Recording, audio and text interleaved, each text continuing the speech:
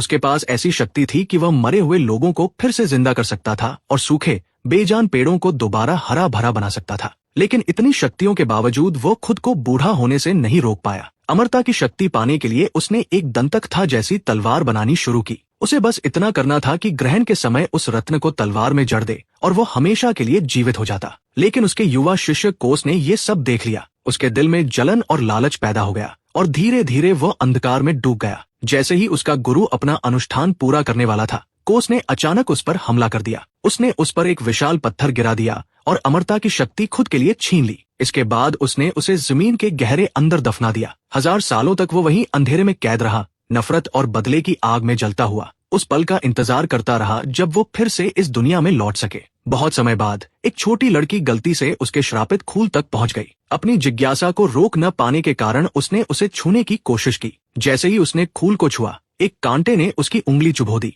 उसकी बड़ी बहन, जो उसे ढूंढते हुए वहां पहुंची थी, वो भी उस खूल के जादू से बच नहीं पाई और उसकी उंगली भी जबरदस्ती चुभ गई। जैसे ही ये हुआ, छोटी बहन अचानक कोमा में चली गई। उसकी आंखें सफेद हो गई और काली नसें उसके पूरे शरीर में फैलने लगी। कुछ ही समय में वही असर बड़ी बहन पर भी दिखने लगा। डर के मारे वे दोनों गांव की सबसे प्रसिद्ध चुड़ैल के पास पहुंची। चुड़ैल ने लड़की के शरीर पर फैली काली नसों को देखा और तुरंत उसके बालों की एक लट काटकर भविष्य देखने की कोशिश की। अचानक घना धुआं उठने लगा और काली ऊर्जा चारों तरफ घूमने लगी। उस रात दोनों बहनों के दिमाग में एक आवाज गूंजने लगी। वो वही था जो उन्हें वापस उस केबिन में बुला रहा था। इससे पहले कि वे कुछ समझ पाती, जमीन से बेलें निकल आईं और उन्हें कसकर जकड़ लिया। उसने उनसे एक सौदा किया। वो उन्हें अपार शक्ति देगा, लेकिन बदले में उन्हें उस जादुई तलवार को लाना होगा ताकि वो खुद को आजाद कर सके और फिर से इस दुनिया में लौट सके। फिल्म की शुरुआत में योद्धाओं का एक समूह जंगल में किसी को घूमता हुआ दिखाई देता है। उसी समय इवान का परिचय होता है, जो बाकी लोगों से अलग लगता है,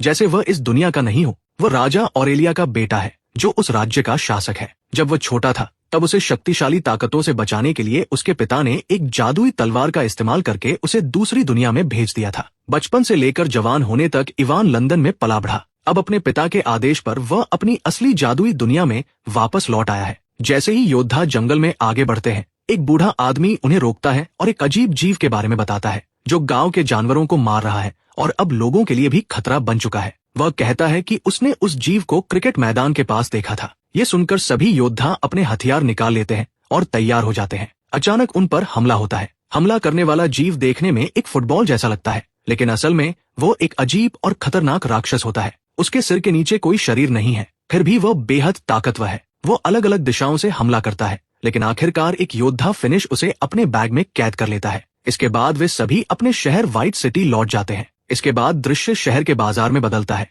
जहाँ एक छोटी लड़की भूखी हालत में खाना ढूंढती हुई घूम रही होती है। वह एक औरत की टोकरी से एक सेब चुरा लेती है और भाग जाती है। औरत उसे देख लेती है, लेकिन लड़की छिपकर एक कोने में बैठकर सेब खाने लगती है। तभी उसे पास में एक चमकती हुई रोशनी दिखाई देती है। जिज्ञासा के कारण वो वहां जाती है और एक चमकता हुआ फूल देखती है। जैसे ही वो उसे तोड़ने की कोशिश करती है, एक कांटा उसकी उंगली में चुभ जाता है और खून निकलने लगता है। उसी समय वह औरत भी वहां पहुंच जाती है, जिसका सेब लड़की ने चुराया था। लेकिन वह उसे डांटने के बजाय उसे गले लगा लेती है और उससे पूछती है कि वो कहाँ से आई है और उसके माता पिता कहाँ हैं। तभी उसकी नजर उस चमकते फूल पर जाती है। वह भी उसे तोड़ने की कोशिश करती है, लेकिन एक कांटा उसकी उंगली में भी चुभ जाता है और वह भी घायल हो जाती है। अचानक वह खूल जमीन के अंदर समा जाता है, जिससे पता चलता है कि वह कोई साधारण खूल नहीं, बल्कि एक जादुई शक्ति है। अगले दृश्य में इवान अपने जादुई घर में पहुंचता है। उसका घर उन सभी आधुनिक चीजों से भरा हुआ है जिनका वो लंदन में इस्तेमाल करता था, जैसे फ्रिज, वॉशिंग मशीन,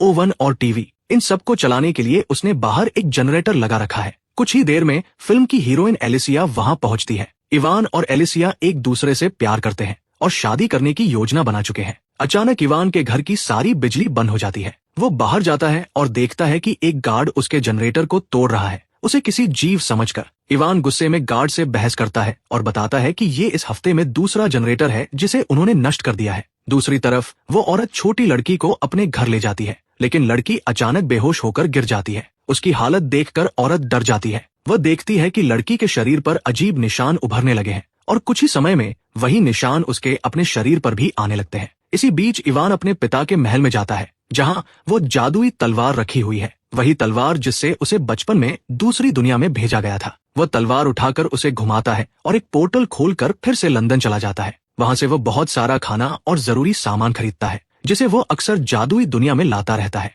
उसी समय वो औरत लड़की को एक बूढ़ी चुड़ैल के पास ले जाती है जो जड़ी बूटियों और इलाज के लिए मशहूर है। लेकिन जैसे ही चुड़ैल लड़की को देखती है वो डर जाती है और कहती है कि बच्ची पर किसी खतरनाक बुरी शक्ति का कब्जा है। वह औरत को सलाह देती है कि वह तुरंत उस बच्ची को डुबोकर मार दे। ये सुनकर औरत गुस्से में आ जाती है और उसकी बात मानने से इनकार कर देती है। जादुई दुनिया में इवान वापस लौटता है जहां उसका पिता उसे राज्य के भव्य टूर्नामेंट में हिस्सा लेने के लिए कहता है। ये एक ऐसा मुकाबला होता है जिसमें सबसे बहादुर और ताकतवर योद्धा अपनी शक्ति दिखाते हैं, लेकिन इवान मना कर देता है। वह कहता है कि वह अपने पिता की तरह बहादुर या शक्तिशाली नहीं है। ये सुनकर राजा बहुत निराश हो जाता है। इसके बाद एक योद्धा साइरस का परिचय होता है जो राजा की सेना का हिस्सा है और 2 दिन के मिशन से लौटता है जहां उसने एक राक्षसी जीव को पकड़ा था। पूरा शहर उसकी बहादुरी का जश्न मनाता है, लेकिन इवान को ये सब बढ़ा चढ़ाकर दिखाना लगता है क्योंकि वह जानता है कि साइरस अक्सर अपनी तारीफ खुद करता है, खासकर एलिसिया के सामने। जल्द ही टूर्नामेंट शुरू होता है। योद्धा अपनी ताकत और कौशल का प्रदर्शन करते हैं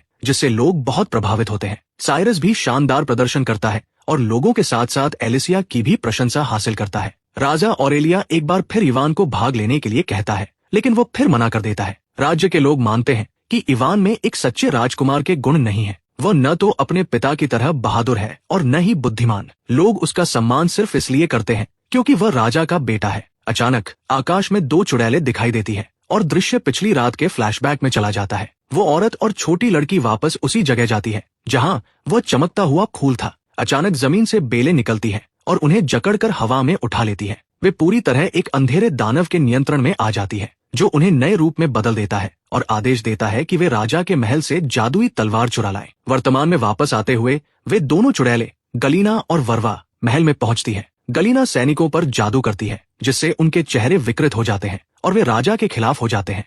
वर्वा, जो एक शक्तिशाली चुड़ैल है, पता लगाती है कि तलवार महल के अंदर है। वो अपना रूप बदलकर महल में उड़ते हुए अंदर जाती है ताकि तलवार चुरा सके। इसी बीच बाहर अफरातफरी मच जाती है क्योंकि जादू के प्रभाव में आए सैनिक सभी पर हमला करने लगते हैं। फिनिश और एलिसिया बहादुरी से उनका सामना करते हैं। जंगल वाली बूढ़ी चुड़ैल भी उनकी मदद के लिए आ जाती है, साथ ही एक शक्तिशाली जादूगर भी जिसने पहले इवान को दुनियाओं के बीच यात्रा करने में मदद की थी। इस हंगामे के दौरान पहले पकड़ा गया राक्षसी जीव भी भाग निकलता है। इसी बीच वर्वा तलवार चुरा लेती है और भागने की कोशिश करती है। तभी इवान अपना मोबाइल फोन उसकी ओर फेंकता है जो उसे लग जाता है और तलवार उसके हाथ से गिर जाती है। वर्वा भी जमीन पर गिर जाती है। इवान तुरंत तलवार उठाकर अपने पिता को दे देता है, लेकिन जब राजा ऑरेलिया उसे इस्तेमाल करने की कोशिश करता है तो वह ठीक से काम नहीं करती। तब पता चलता है कि इवान ने उस तलवार का बहुत ज्यादा इस्तेमाल किया है दुनियाओं के बीच यात्रा करने के लिए, जिससे उसकी शक्ति कमजोर हो गई है। राजा तलवार वापस इवान को दे देता है और उसे आदेश देता है कि वह इसे लेकर भाग जाए और हर कीमत पर इसकी रक्षा करे।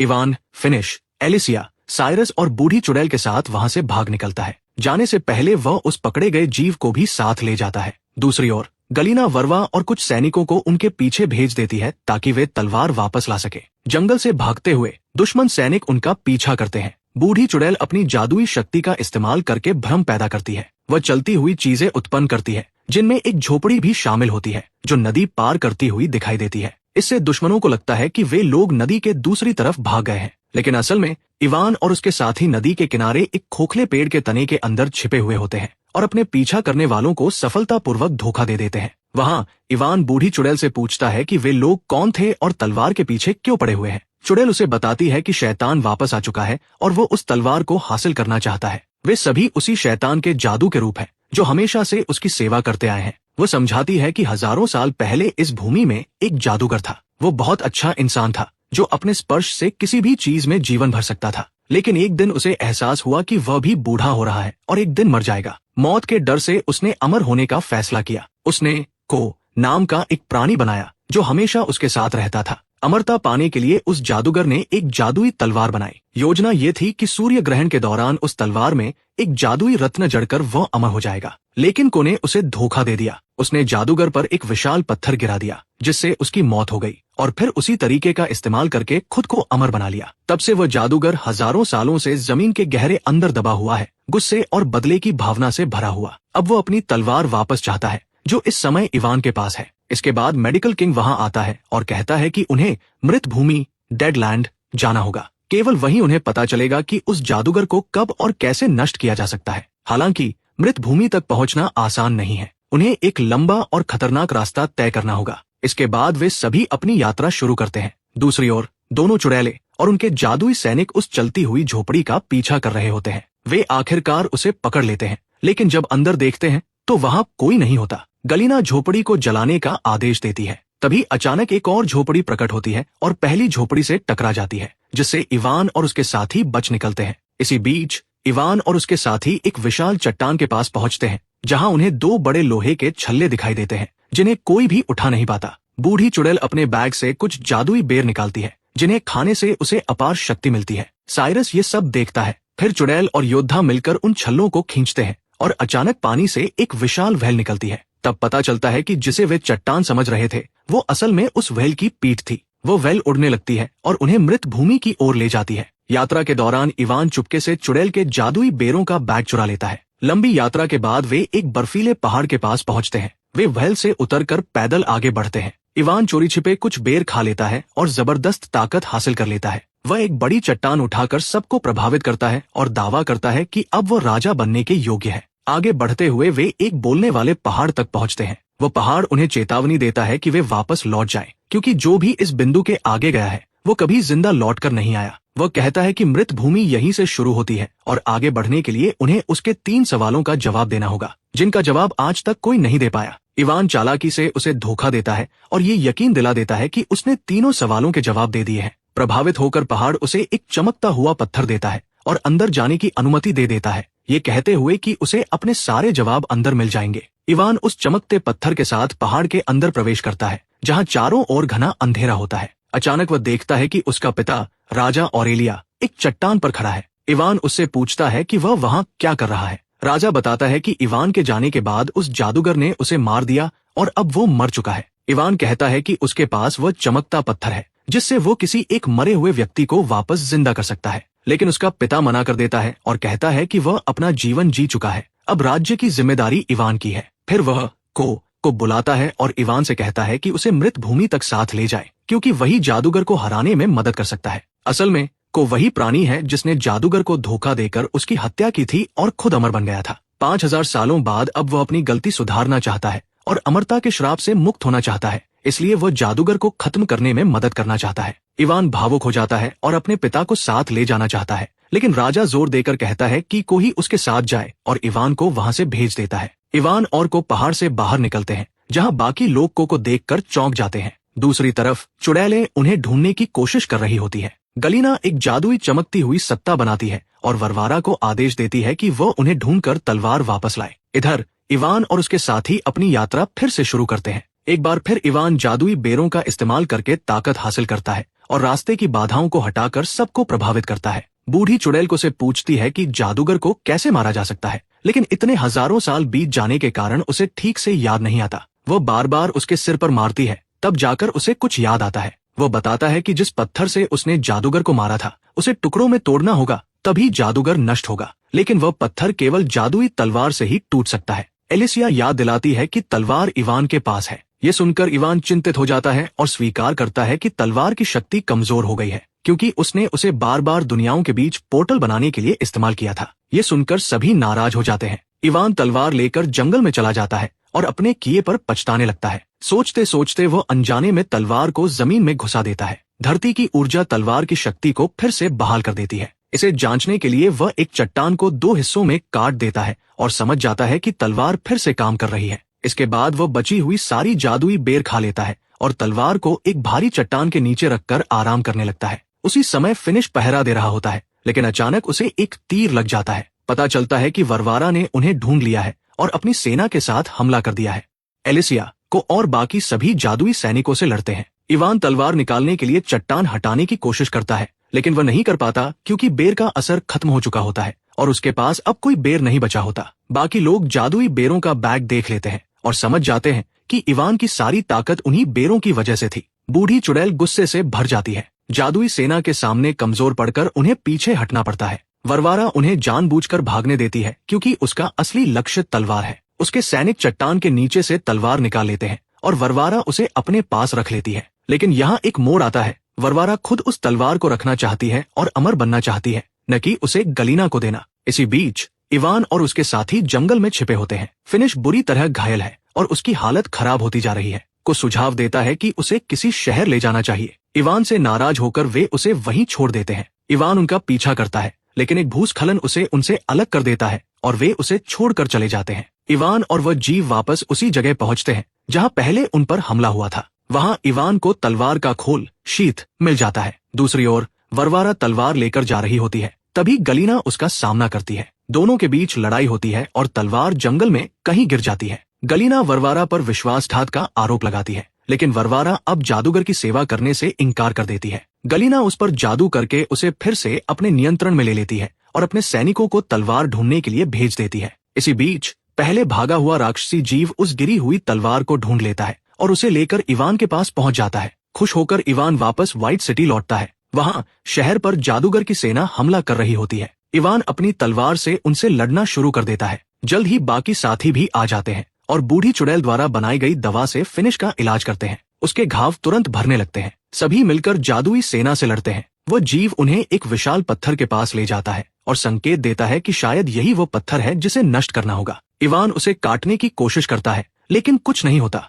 अचानक एक सैनिक को का सिर काट देता है। फिर भी को का सिर बोलता रहता है और रेलस्टोन की ओर इशारा करता है। जैसे ही इवान उसकी ओर बढ़ता है, को अपना सिर वापस जोड़ने की कोशिश करता है, लेकिन तभी गलीना वहां आ जाती है और अपने जादू से उसे और उस जीव को दूर फेंक देती है। जैसे ही इवान पत्थर पर वार करने वाला होता है, को सब कुछ याद आ जाता है और वह चिल्लाता है कि उस पत्थर को नष्ट करने से जादूगर आजाद हो जाएगा। लेकिन तब तक बहुत देर हो चुकी होती है। इवान तलवार को पत्थर में घुसा देता है और जादूगर मुक्त हो जाता है। चारों ओर तेज रोशनी फैल जाती है। आजाद होते ही जादूगर गुस्से में इवान पर हमला करता है। जैसे ही वो उसे मारने वाला होता है, को बीच में आ जाता है और उससे विनती करता है कि वह उसे सजा दे, ये स्वीकार करते हुए कि उसने विश्वासघात किया था और अमरता एक श्राप है, वरदान नहीं। जादूगर उसकी बात अनसुनी कर देता है और उसे फिर से जमीन के अंदर कैद कर देता है। बाकी सभी उस पर हमला करते हैं, लेकिन वह उन्हें आसानी से हरा देता है और अपने जादू से सभी को जिंदा दफनाने लगता है। इवान लड़ने की कोशिश करता है, लेकिन असफल हो जाता है। उसी समय उसे अपने पिता का दर्शन होता है, जो उसे बताते हैं कि उनकी शक्ति धरती से आती है, वे उसी से जन्मे हैं। इवान फिर से हिम्मत जुटाता है और जमीन से शक्ति खींचता है। वो खुद को आजाद करता है, जादूगर की बेलों को काटता है और कहता है कि अगर धरती उसे शक्ति देती है तो जादूगर को भी देती होगी। इस बात को समझकर वह जादूगर को जमीन से बाहर खींच लेता है, जिससे वो कमजोर हो जाता है। फिर वह अपनी तलवार से एक पोर्टल खोलता है और जादूगर को खींचकर इंसानों की दुनिया मॉस्को में ले जाता है। वहां जादूगर जमीन से शक्ति लेने की कोशिश करता है, लेकिन इवान उसे बताता है कि ये उसकी दुनिया नहीं है। मॉस्को में जमीन इमारतों और गहरे बेसमेंट से ढकी हुई है, जिससे उसके लिए धरती की ऊर्जा पाना मुश्किल हो जाता है। जादूगर जमीन को तोड़ने की कोशिश करता है, लेकिन कमजोर होता जाता है और अंत में मर जाता है। मरने से पहले वह चेतावनी देता है कि वह एक दिन वापस आएगा और दोनों दुनियाओं को नष्ट कर देगा। इसके बाद वो राख में बदल जाता है। उसकी मौत के साथ ही दूसरी दुनिया में उसका जादू कमजोर पड़ जाता है और जो लोग जमीन के नीचे दबे थे वे सुरक्षित बाहर आ जाते हैं।